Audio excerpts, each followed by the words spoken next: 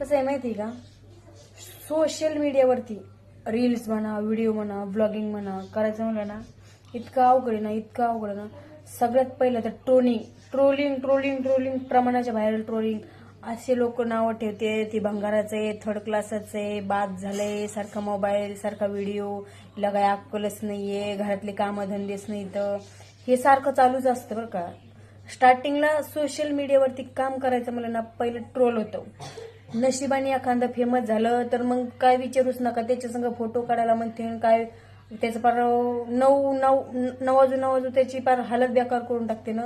आणि जर नाही फेमस झालं ना, हे भंगार येईन, कशाला थर्ड क्लास व्हिडिओ बनवतील, याला अक्कलच नाहीये. पण उदाहरणार्थ मी सगळ्यांना मला आज एकच सांगायचंय, ती आज बीड जिल्ह्यातली ती गणेशदादा डोंगरे वारले, तर त्यांची जर बायको रील स्टार नसती, तिने रील्स बनवल्या नसत्या, तर आज त्या शेवटी त्याच्या नशिबात जेवढं आयुष्य होतं तेवढा तो जगला, बिचारा मेला, त्याच्या आत्म्याला शांती मिळो.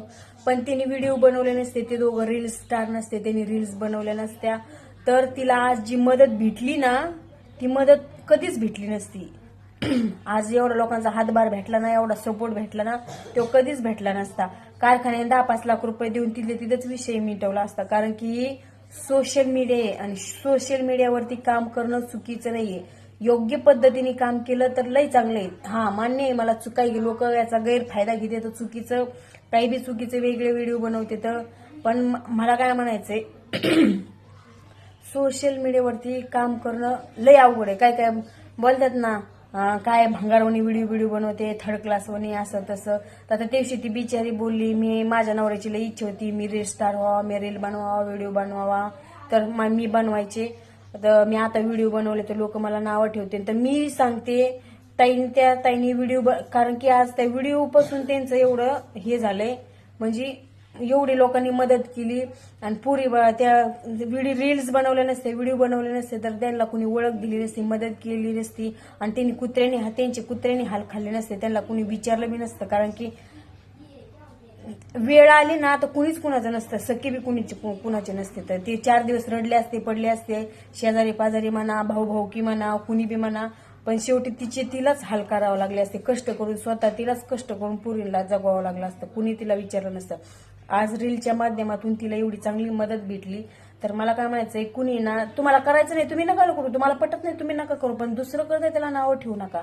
कारण की काही व्हिडिओ बनवणं चुकीचं नाहीये, चुकीचं मार्गाने व्हिडिओ बनवणं हे चुकीचं आहे. त्याच्यामुळे कुणालाच असं ट्रोल करू नका. आणि तुम्हाला वाटतंय ना, हे व्हिडिओ तुम्ही एकदा असा माईक कॅमेरा चालू करा आणि एकच व्हिडिओ बनवून टाका. तुमचा म्हणजे आत्मविश्वास जागा करा की बाबा हा मी करू शकतो. नाही करू शकत तुम्ही, फक्त लोकांना नावं ठेवू शकता, बाकी तुम्हाला काहीच येणार नाहीये. मला लय ट्रोल केले लोकांनी, अजून बी कर देतात. पण माझा नवरा म्हणतोय दादा लय विचार घ्यायचा नाही, टेन्शन घ्यायचं नाही. पण आता कसं झालंय, माझ्या मुलाचं दुखत होतं 1-1.5 महिना, ते इलेक्शनचा राडा होता, ते महिन्याचं घर होते, पण व्हिडिओ बनवायला भेटले नाही, आम्हाला व्हिडिओ बनवायला भेटले नाही. नंतर ना पोराचं दुखायला लागलं, त्याच्यामुळे मी व्हिडिओ बनवायला घेतले नाही, म्हणजे बनवलेच नाही 15 दिवस व्हिडिओ.